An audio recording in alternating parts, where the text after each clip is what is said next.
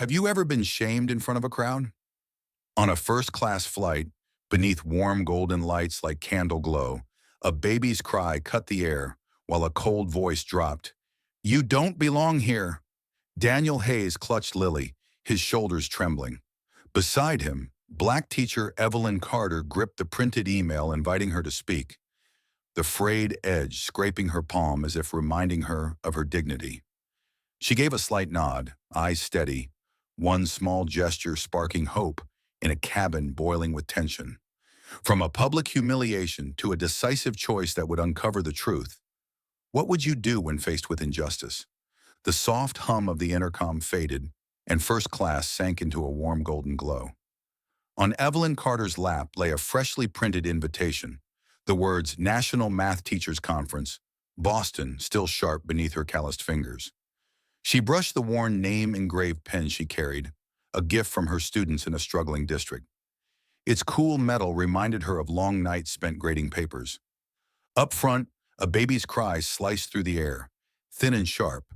Someone cleared their throat, and several curious glances darted over like tiny needles. Evelyn looked up. Daniel Hayes held baby Lily close, his cheeks flushed, his wrinkled shirt crumpled like a discarded letter. A faint citrus scent from a baby wipe mixed with the polished wood of the wine cabinet. Madeline Price, a wealthy passenger, set her glass onto a silver tray. The sharp ring of crystal on metal echoed like a brittle bell. "People of means should know how to behave," she announced loud enough for the cabin to hear. Daniel lowered his head and Evelyn felt a familiar sting. Like those days she carried a lunchbox to her after-school job and met only a mocking smirk. The baby's cries tightened, beating like waves against a glass. Evelyn's mind flashed to her mother's kitchen, the bitter smell of burned coffee, her mother's weathered hands teaching fractions with beans. She leaned toward the attendant. "If it helps, I can hold her a while." The cool air from the vent brushed her wrist, leaving goosebumps. But Madeline's eyes narrowed, and she laughed softly. "Thank you, but a nanny isn't needed here." The word nanny dropped onto the carpet like a stone in still water, rippling shame. Daniel fumbled in his bag, pulling out his ticket and a worn infant guide. The crumpled paper crackled in the silence. He whispered an apology, his voice trembling like a clock hand out of step. Evelyn straightened. She lifted her printed invitation toward the attendant, her smile courteous but firm. "I'm a teacher, traveling to Boston for work."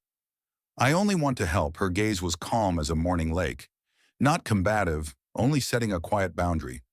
From the rear, a faint jingle, perhaps from a backpack keychain, rose and fell like a half-forgotten promise. Evelyn turned. At the partition to the economy stood a black teenager, about 16. His faded shirt clung to narrow shoulders, his backpack patched with tape. The edge of a notebook peeked out, packed with equations like marching ants. Overhead, light caught his face, steady as chalk before a challenging exam. His hand rested on the strap, his eyes fixed on Lily's broken breasts. In him, Evelyn glimpsed her younger self at 17, standing outside a lab door, hoping to sit in, hands frozen while her heart burned. The cabin tightened with tension. Madeline dabbed her napkin, her voice thin as a blade. "Some people should remember their place." A few nodded, fabric shifting against leather seats. Daniel clenched the hotel room key in his pocket. The metal's sharp chill grounded him. He lifted his head and said quietly, "I'm sorry, everyone. I'm doing my best."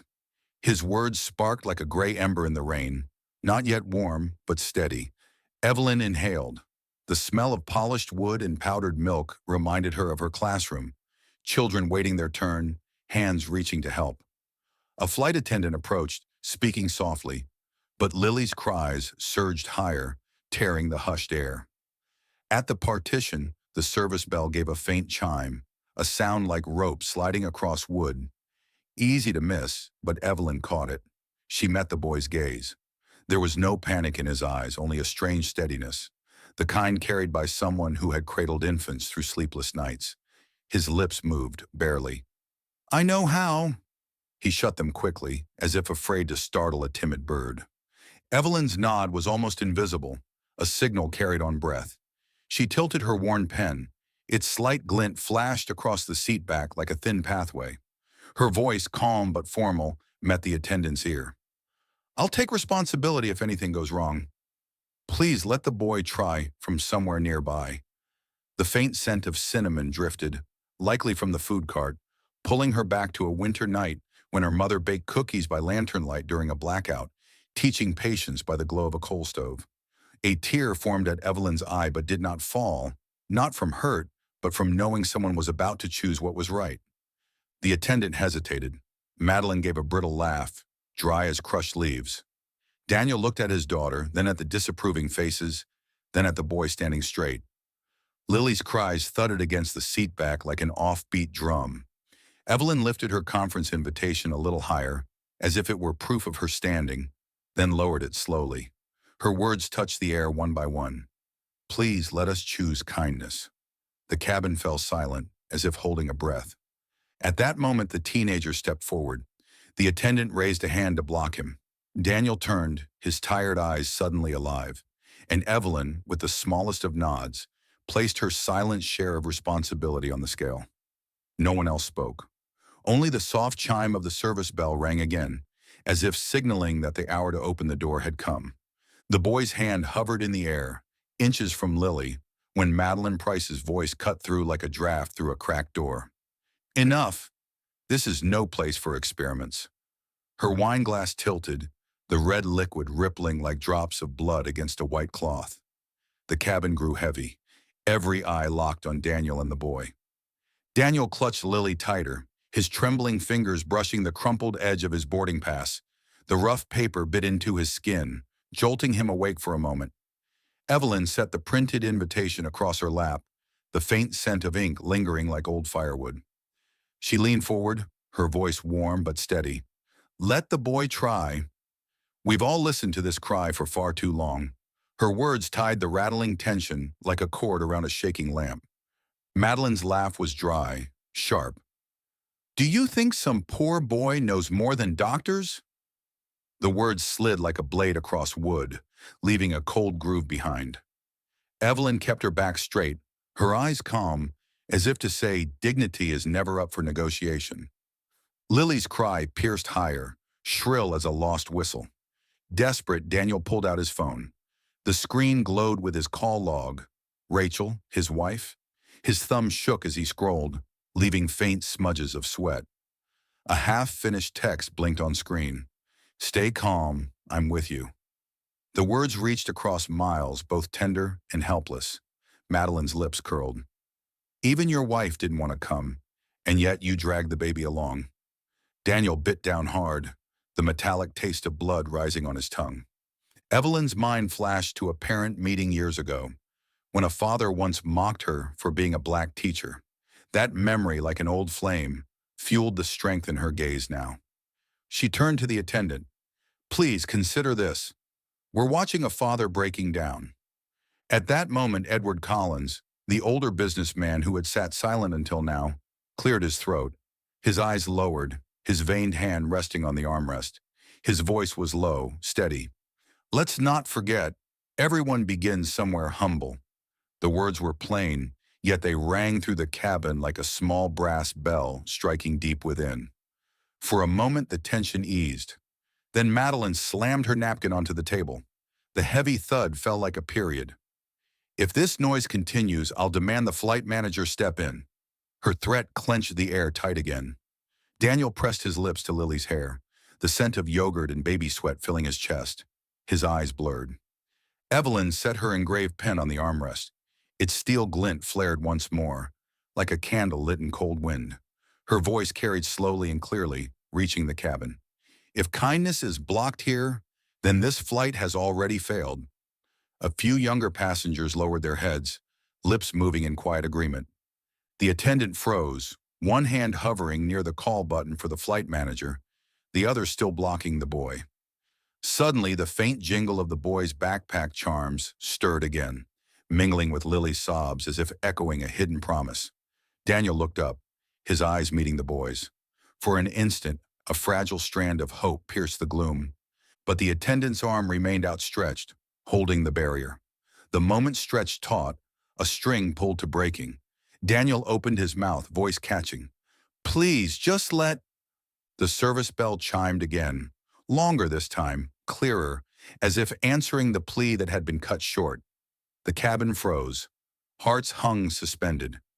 Would that small spark of justice be given room to breathe, or be smothered before every watching eye?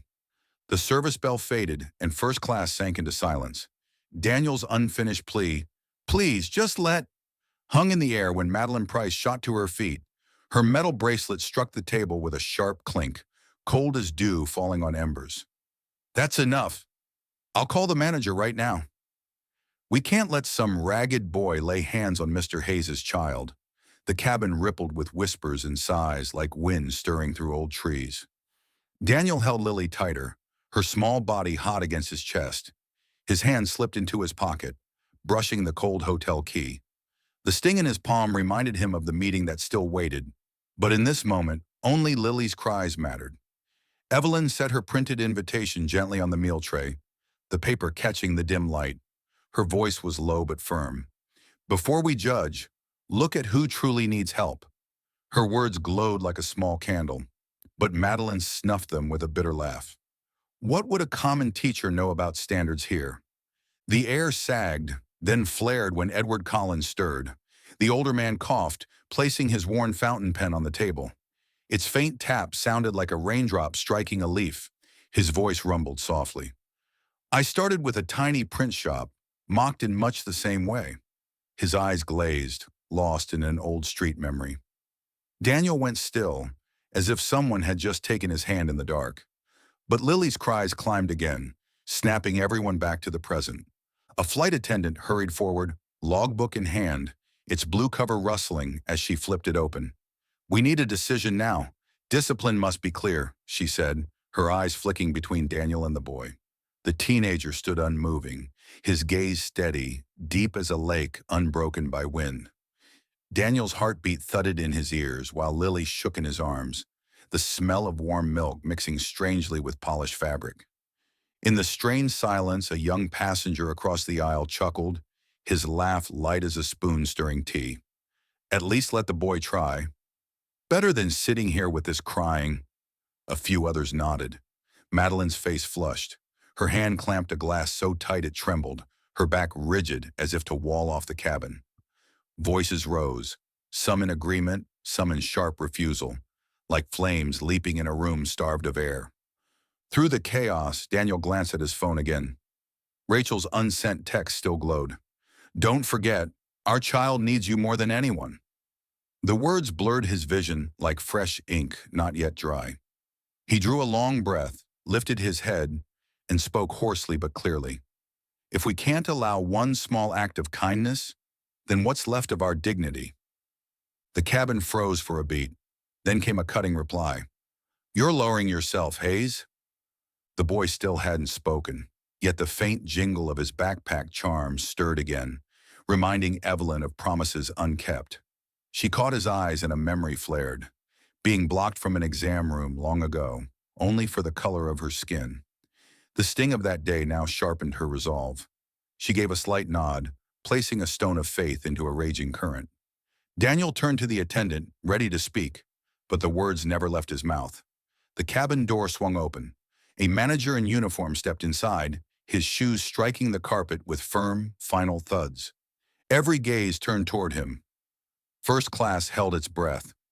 Only Lily's sobs and the faint jingle of a charm lingered. The judgment was coming, and the fate of Daniel, Lily, and the boy hung like a taut string in the wind. The cabin door closed behind the manager, his steps thudding on the carpet like a heavy seal pressed in wax. He raised his badge in the warm light, his voice flat. "Quiet down. No one approaches the child without proper authority." Cold air drifted through the vents. Daniel's palm tingled as he gripped the hotel key in his pocket, the metal a chilling reminder of duties left hanging midair. Madeline Price sat rigid, her nails tapping lightly against her glass, each click dry as pebbles rolling on wood. "I demand he be moved or written up," she declared, her eyes sliding over the boy as if brushing off dust. Daniel lowered his cheek to Lily's hair, the scent of new milk mixed with fabric tightening his chest. He lifted his head. "Just let the boy—" The words caught in his throat, snagged like on the edge of thick carpet. Evelyn Carter laid her printed invitation on the silver tray, the stiff paper rasping in her palm, the word Boston raised beneath her fingertip. "I'll take responsibility. This is a work trip, not a disturbance," she said, her voice warm but closed like an old wooden door holding fire inside. The manager glanced at the paper, then at his watch, his face unmoved. From the back row came the faint jingle of the boys' backpack charms, thin as a thread woven into the cabin's breath. Edward Collins lifted his old fountain pen, the barrel warming in his hand like inked memory. "I was once turned out of a meeting for a frayed jacket," he said, eyes resting on Marcus Green. "And they were wrong." The smell of leather from his notebook stirred, recalling years begun in narrow streets. His words glowed like a coal beneath ash, not bright, but slow burning. The manager exhaled thinly, pulling the flight log from his pocket. The pages rasped as he turned them. "By regulation, no passenger intervenes. If this continues, we'll file a report and may adjust seating arrangements." The word adjust fell cold, sudden as a rain squall.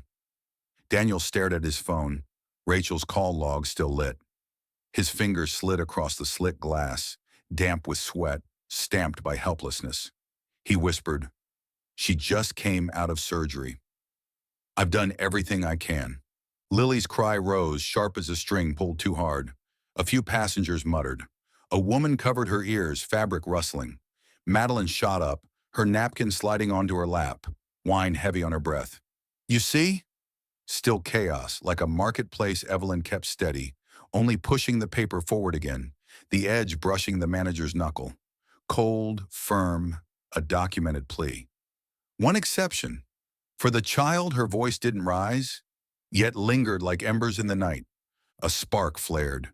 A young passenger stood, his tone clipped. "Let the boy help. At least then we'll have quiet." At once, another waved him off. "Safety first." The two voices tangled like winds colliding at a crossroads. Marcus stayed silent, hand gripping his strap. The coarse fabric bit into his skin, a sting anchoring him.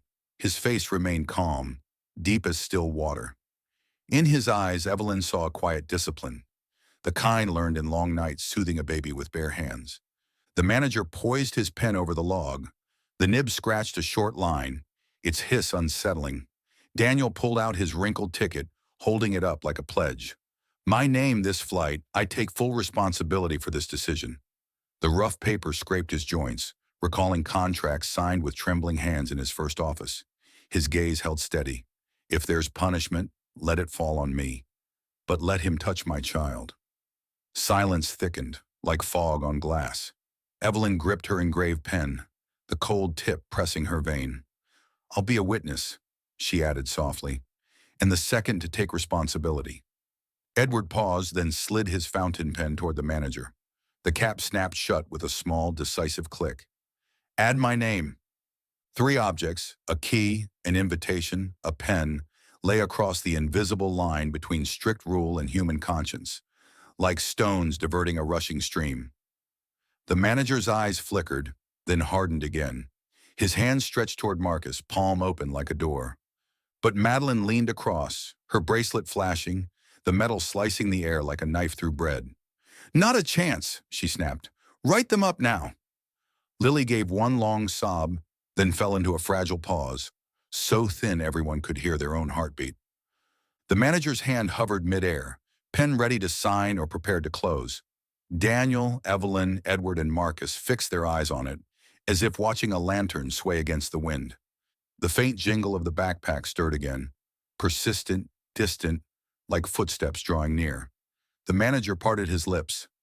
"I dash." The manager's hand hung midair, the cabin so thin with silence you could hear the quick breaths of passengers. He lowered it, his voice dry. "Passenger Hayes will be reassigned after we file this report." Each word fell heavily. Daniel gripped the cold hotel key in his pocket, the metal biting into his skin.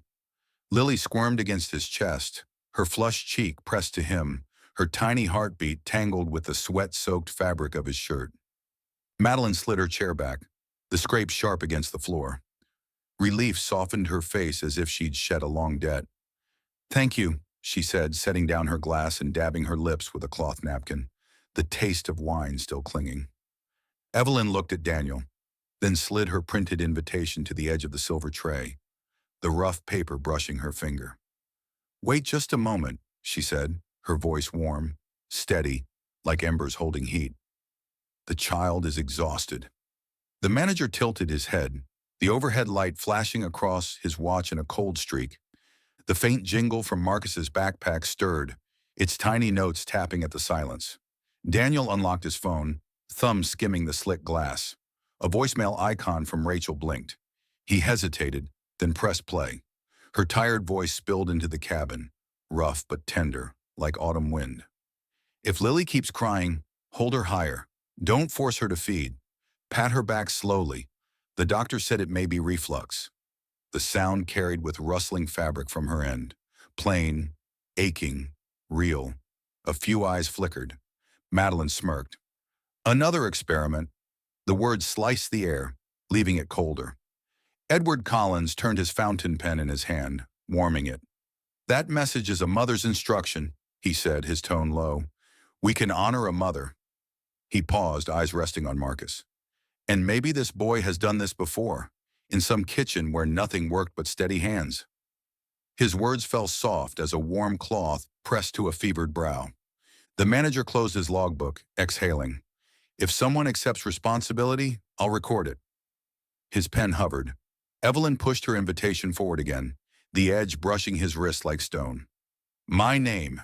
And Mr. Collins's. Daniel drew a breath, sweat drying on his temple into a faint salt line.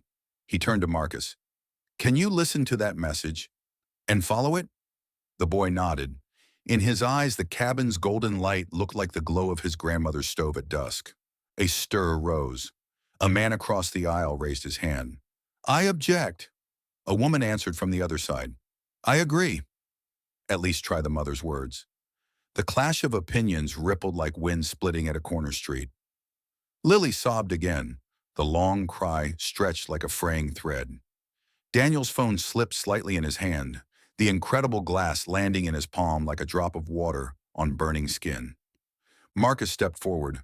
The jingle of his pack rang deeper, steady as a call.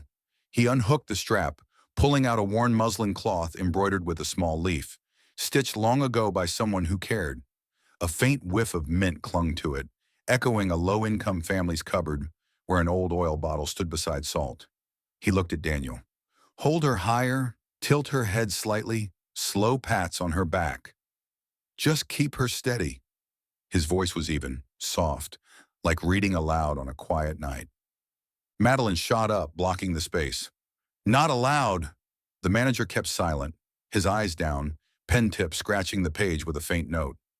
Evelyn laid her hand on Daniel's arm, warm as a blanket pulled from the sun. "Breathe," she whispered. A memory flashed, night soothing her cousin, counting breaths in rhythm with an old wooden fan. Life sometimes eased with one slow beat. Edward passed his fountain pen forward. The cap clicked shut with finality. "Write my name beneath hers." The manager looked at Daniel, then at Marcus, then back at Madeline. His lips pressed together, weighing something unseen. Daniel lifted Lily higher, her cheek dampening his shirt. Her sob broke into short hiccups, like rain slipping through leaves. The cabin hushed, silence dense with weight. "All right," the manager said, voice low but firm. "Only here, at the seat, and exactly as described." He bent his pen, blue ink soaking into paper like a choice pressed deep. Madeline stiffened, her bracelet tapping the table in protest. Marcus turned to Daniel. "Hold her steady. Don't jolt." He placed the cloth on Daniel's shoulder, the fabric brushing Lily's neck, cool as a leaf touched by rain. Marcus laid his warm hand on the baby's back. His pats were slow, steady, gentle, keeping rhythm with the faint jingle in memory. He tilted Lily, his forehead near hers, listening to her tiny breaths, scented sweet with milk. Daniel felt the tension ease, his throat thickening, a tear forming at the corner of his eye. Evelyn closed her engraved pen in her hand, the once cold metal now warm, a quiet answer to the years she endured in silence. Shoulders relaxed across the cabin. Edward nodded, his glasses sliding down his nose. A fragile hope stretched across the air, thin but strong. Madeline gripped her armrest, scanning for a crack in the silence. Marcus kept patting, anchoring calm with each touch. Then softly, Lily burped, a slight sound, followed by a sigh as light as a pebble dropped into still water. No one clapped. Only breaths eased in unison. Daniel parted his lips to thank him when Lily shifted again, letting out another longer burp. Her face softened. In that instant, Madeline leaned back, chair scraping, ready to call for more authority. "I still don't," she began. But the jingle from Marcus's backpack rang again, stronger now, like footsteps reaching the very door. His hand never left Lily's back, his rhythm unbroken. And from the aisle behind, a second uniformed crew member appeared, carrying a small medical kit. The flight attendant stopped beside the row, placing a small medical kit on the folding table. The zipper's metallic click stirred the cabin awake. Daniel held Lily higher, her warm cheek still damp against his shirt. A faint scent of talc drifted from the kit, mingling with the air conditioning, cool as mist settling on his wrist. The manager looked at Daniel, then at Marcus. His voice was measured. "If this continues, someone must be clearly named as responsible." A vein pulsed in Daniel's neck, but his gaze steadied as though he had stepped firmly onto a final stair. He pulled out his crumpled boarding pass and phone together. The rough paper scratched his skin. The screen felt cold beneath his thumb. "Write my name," Daniel said, then tapped Rachel's voicemail on speaker. Her weary, tender voice filled the space, softened by rustling fabric on the line. "Hold her higher, tilt slightly, pat slowly on the back. When she burps, keep her steady a moment longer." Each word measured calm like an old wooden ruler, and the cabin hushed. Nothing left but the sound of breath brushing seat backs. Madeline leaned forward, lips thinning. "You're turning this cabin into a lab." Evelyn set her printed invitation beside the medical kit. The edge scraped the cloth, coarse as a taut wire. "This is a mother's instruction, and the boy knows the steps. We agree to record it." Her words planted a marker, quiet, firm, like a boundary post on a country road. The attendant unzipped the kit, pulling out a simple stethoscope and sterile cloth. The smell of clean gauze recalled a family medicine chest. She asked Marcus, "Have you done this with infants before?" He nodded, touching his worn muslin cloth with a tiny embroidered leaf. The frayed thread warmed his palm like a kind memory. "My cousin's baby had reflux. I followed each step just like this," he said, voice even, light as counting kernels of corn. At the point of no return, Daniel rose halfway, facing the manager and the cabin. "I, Daniel Hayes, accept full responsibility for this decision. Record it clearly." He handed over his ticket, the paper edge grazing his knuckle, leaving a faint sting, the burn of a choice made. Edward Collins cleared his throat, placing his fountain pen on the logbook. The cap snapped with a soft click, sealing a line of blue ink. A flare of protest burst. "I object," Madeline said, tapping her glass, the sound brittle as rain on tin. "If something happens, is the airline liable?" The manager hesitated, eyes lingering on the fresh ink as if on troubled water. Evelyn drew her engraved pen from her pocket, placing it beside Edward's. "Add my name, and note the steps exactly as in the voicemail. 3 small items, ticket, pen, invitation, sat together, bricks paving a fragile path forward." The attendant gave a slight nod. "We'll provide medical supervision within this seat's limits." Marcus guided Lily with Daniel's hands, laying the muslin cloth across his shoulder. Its touch was cool, like a young leaf after rain. He placed his palm gently on Lily's back, patting slow, steady, deliberate, like knocking on a heavy door. The faint chime of his backpack on the floor answered in rhythm. Lily's chest rose and fell, her breath tinged with sweet milk brushing Daniel's nose. A soft burp slipped out, then another, longer one, the slight sound releasing shoulders across the cabin. Daniel's throat tightened. Evelyn's eyes shimmered. yet her lips curved in a hidden smile, like an ember cupped in hands. Madeline waved her hand sharply. "Write this down. If it starts again, move them immediately." Edward touched his pen once more, then let go calmly. "Rest assured, we're doing what's right." The faint leather scent of his notebook carried the weight of rough, lasting beginnings.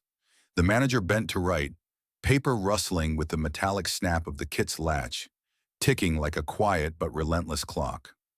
Marcus kept his rhythm, eyes fixed on Lily's tiny ear, listening to breaths that smoothed like water poured into porcelain.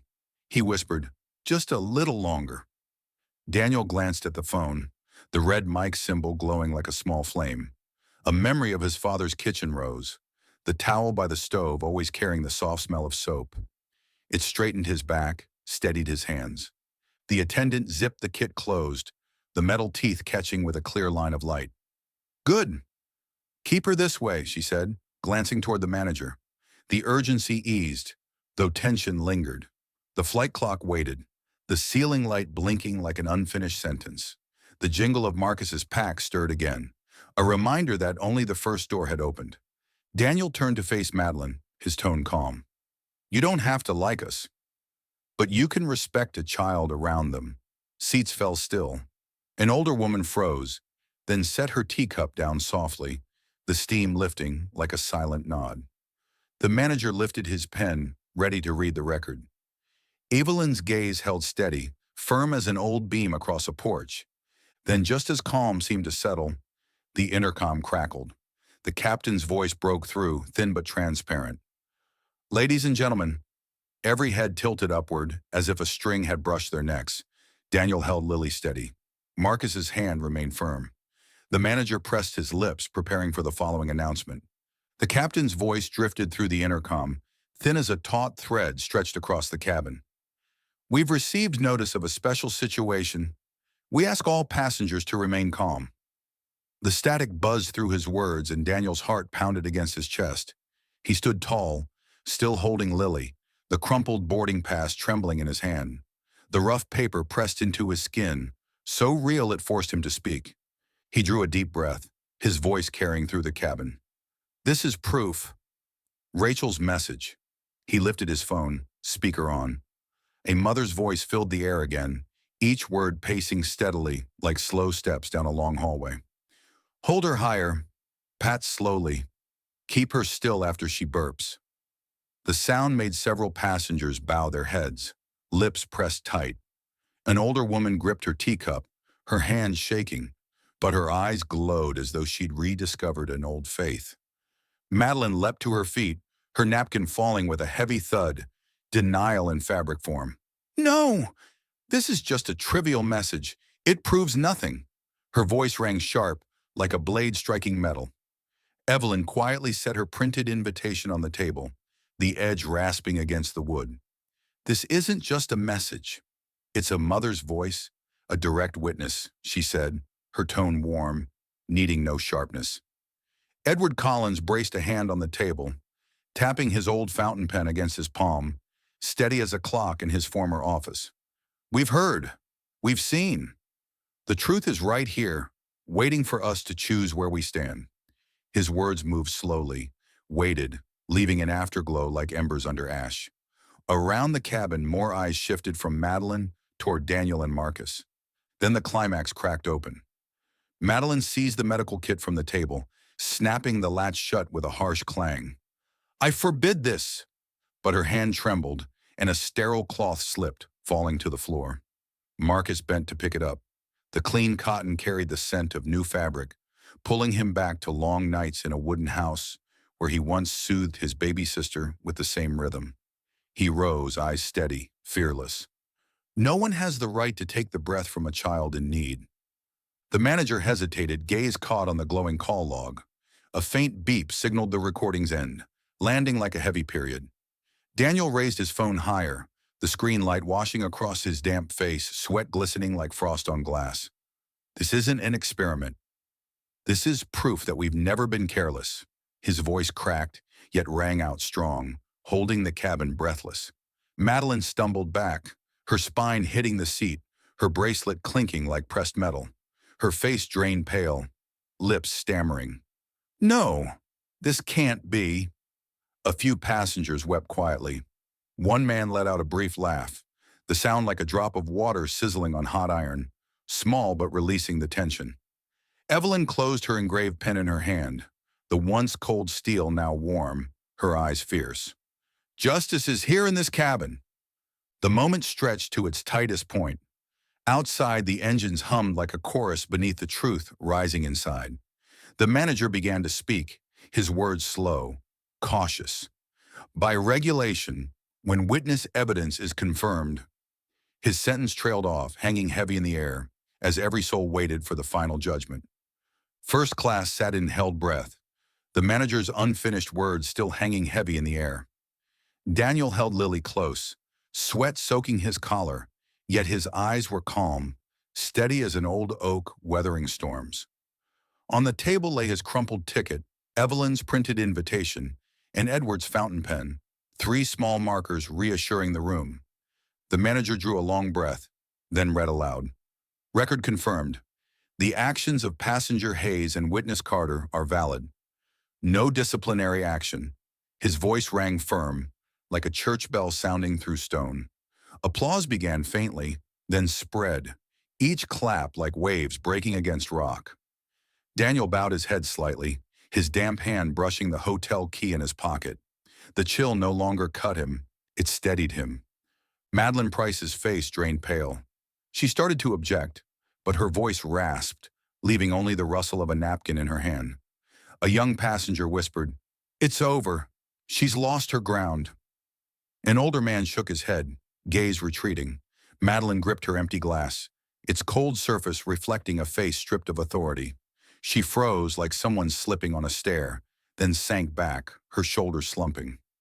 Evelyn touched her invitation lightly. The thin paper now felt warm in her palm, a pass no one could deny. Edward placed his fountain pen in Daniel's hand, his gravelly voice steady. "Sign it." "Let this be proof of what took place," Daniel wrote, the nib trailing a neat blue line. The ink sank deep, like a promise meant to endure. A few passengers leaned in to glimpse the signature, nodding, their lips softening into quiet smiles. The cabin's weight shifted. An older woman slipped the wool scarf from her neck and draped it over Evelyn's shoulders, lending her warmth. A younger man extended his hand to Marcus. The grip was rough but firm, his words simple. "You did right." Marcus flushed, surprised, but his eyes shone like a spark finding wind. What had been tense isolation now gathered into the circle of community, firm yet gentle. The manager folded the report. The papers rustled, closing an old chapter. He looked across the cabin. "You've all witnessed this. The decision is public. The child is safe. No one is cast out." His final words brought tears from several passengers. Faces wet, yet smiling, their sobs and laughter blended into a chorus of ordinary lives made extraordinary. Daniel looked down. Lily slept peacefully, her breath soft as wind through new leaves. He kissed her forehead, tasting the salt of sweat mingled with milk. Memory welled up, his own father carrying him through a cold night on a train long ago. The image settled his heart, a circle drawn closed, past meeting present. Evelyn watched, her eyes damp, whispering, "Maybe this is justice." Not loud, but steady as breath itself. The cabin softened under the golden light, illuminating three small things: a key, a fountain pen, and a muslin cloth. Each now held meaning beyond itself, symbols of justice restored. Yet at the far row, a quiet passenger drew out a phone. Its screen lit his unreadable eyes, a small gesture, hinting at another wave yet to come. The last round of applause faded, leaving a warm echo across the cabin. Daniel sat quietly, Lily sleeping soundly on his shoulder, her breathing soft as wind through pines. On the table remained the crumpled ticket, the fountain pen, and the printed invitation. Three small stones, marking a journey from injustice to justice. Evelyn laid her hand on her engraved pen, the once cold steel now warm as glowing coal. She glanced at Marcus, her lips curving in a thin smile. "You saved this entire flight." Marcus flushed, bowing his head, the musk-alonger in his hands releasing a faint mint scent, carrying him back to a poor kitchen filled with love. Passengers nodded, some reaching out their hands, their firm grips like the embrace of a community. Edward Collins removed his glasses, wiping them slowly, his eyes glistening. I once thought old age meant only watching, but today I was reminded justice has no age. His voice was gentle, yet it spread like the steady crackle of wood in a fire, warming the cabin. An older woman wrapped her arm around Evelyn's shoulders, whispering, "We stand with you." Their joined arms became an invisible chain, firm and unbroken. Daniel opened his phone, Rachel's voicemail still glowing on the screen. His finger pressed it, the dry salt of sweat meeting the glass's cool surface. Her voice rose again, brief but peaceful this time. It sounded like a blessing for everyone on board, a quiet affirmation that truth had prevailed. Daniel lifted his damp eyes. This isn't just my victory. It's a victory for everyone who's ever been looked down on. The cabin stilled, golden light spreading its warmth. The hotel key in Daniel's pocket was still there, but no longer a burden. It had become a symbol, reminding him that everyone holds a door to open toward justice. Marcus sat steady, his eyes shining like two small flames, catching the cabin light. He whispered, "Sometimes one small act is enough to change everything." Outside the window, sunset spilled across the sky, painted in amber like half-burned candlelight. Inside, the small things, the worn ticket, the muslin cloth, the fountain pen, had become emblems. They recalled the journey's beginning, a public insult, a steady gaze, and now a circle of community. The story closed like a ring, yet its echoes stretched far beyond. The cabin was calm at last. The applause had faded, leaving only Lily's steady breath against Daniel's shoulder. He pressed the hotel key in his pocket, no longer a weight but a reminder that justice can begin with the most minor things. Evelyn touched the worn edge of her invitation, her warm eyes meeting Marcus with a quiet smile. The boy gripped the mint-scented muslin cloth in his hand, his shy smile glowing like a candle in a long night. Those small objects, the creased paper, the fountain pen, the muslin cloth, had bound strangers into a circle of justice. Under the golden light, eyes met across the aisle, no longer divided by wealth or status. The journey from public humiliation to public acknowledgement ended in relief, yet its echo stretched far beyond the cabin. Justice doesn't need loud drums. It lives in steady eyes in the embrace of community. Justice begins with a single small act. And you, when faced with an everyday injustice, will you stay silent or will you dare to stand up?